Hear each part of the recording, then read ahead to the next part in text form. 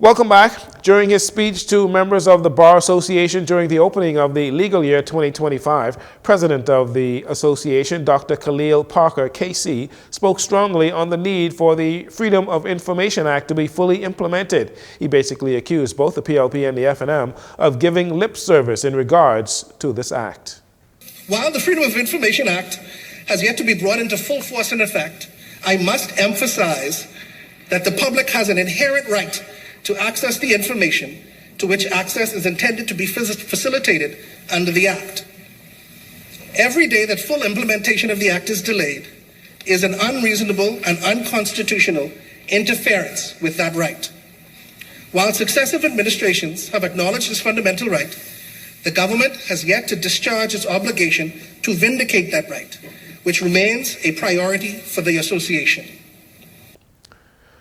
Mr. Parker applauded the government's recognition of the need for the Freedom of Information Act. As he said, integrity cannot exist with impunity, which includes institutions like the government.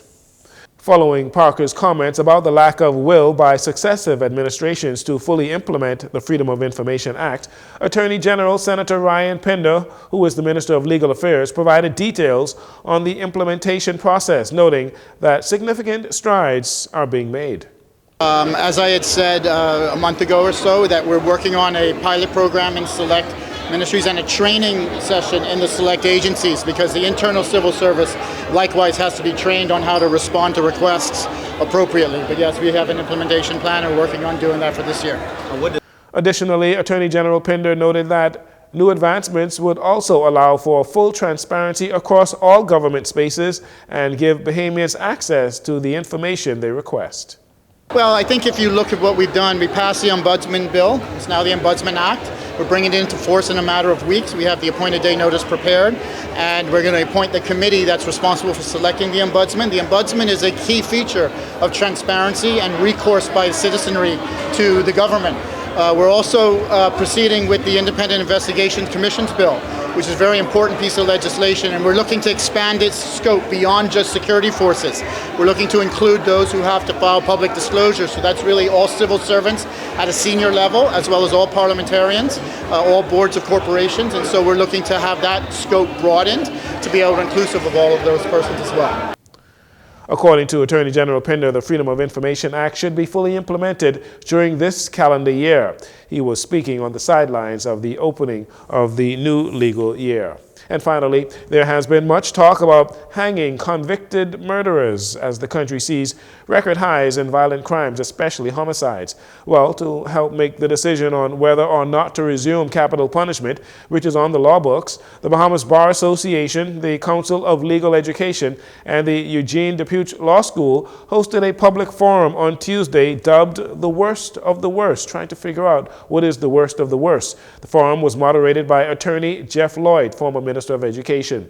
President of the Bahamas Bar Association, Dr. Khalil Parker, KC, says it's important that the general public has a voice in concerning matters.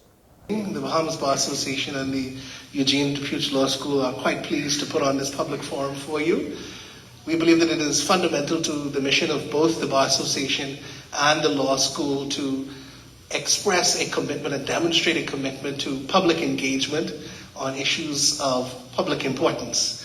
And I'm very proud to see my members and our international colleague here to offer their perspectives and experience on issues that Bahamians contend with as we tackle the broader issue of crime and the solutions to crime and the potential options available to us. I know that the old adage is on the book, we got to do it. And so it is useful for us to engage in these exercises where you get to hear from the bar and from the law school perspective so that you can be empowered to engage with your own private debates.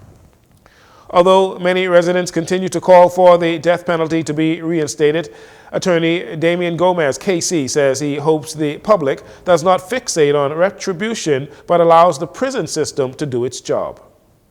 So if our object is to remove these people from endangering the rest of the community, it's my humble view that we already have in place a system that works in terms of the imposition of long sentences, and consistently does so. And for that reason, I ask you to embrace the values of our society, the premium that we place on life and the right to life, and to eschew the temptation to abandon our values and to return to a place of vengeance. Based on thoughts and comments at the forum, the country appears to be divided on the idea of resuming capital punishment. The debate continues. That will do it for your JCN Evening News. Once again, I'm Jcn Saunders. It's been a pleasure to have you join us. Have a safe weekend. By Sun Oil Limited.